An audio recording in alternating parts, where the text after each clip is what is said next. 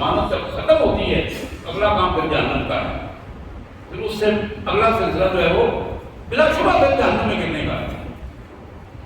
تیسری چیز آپ نے ارشاد فرمائی واحفظوا فروجکم، اپنی شرمگاہوں کی حفاظت کرو، یہ بھی ضمانت دینی ہے۔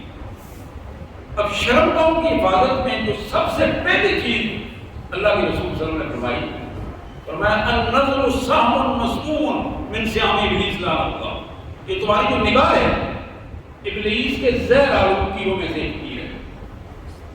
بے حیائی اور قریانی کا پہلا تیر، پہلا تعلق جو ہے وہ تمہاری نگاہ کا ہے۔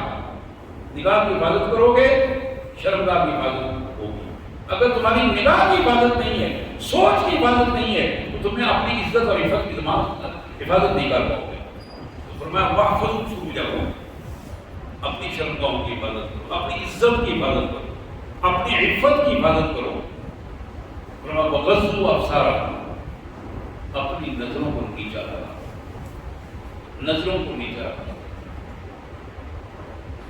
مغرب ہمیں بتاتا ہے کہ نظروں کو اونچا رکھا کرو، آنکھوں میں آنکھیں ڈال کر بات کرو۔ اگر وہ نیچا رکھو تو سامنے بات کرو، آنکھوں میں آنکھیں ڈال کر بات کرو، اور وہ مرد ہو جو بھی ہو۔ اسلام یہ کہتا ہے غضوا ابصارکم، بات درست کرو، سچ کرو، لیکن اپنی نظروں کو نیچا رکھو۔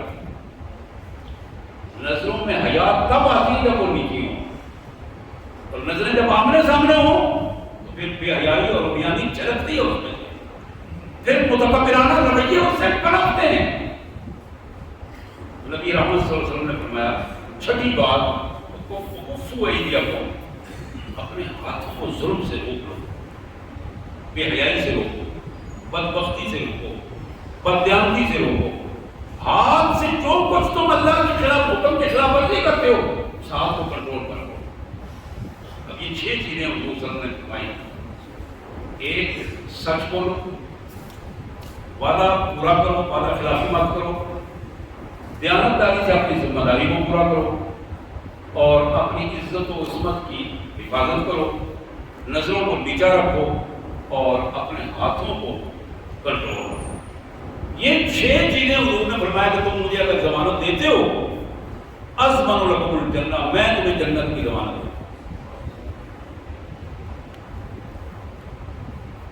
یہ آخری حدیث ہے جو میں آپ کے سامنے رکھ رہا ہوں، یہ بھی مسند احمد کی حدیث ہے۔ جناب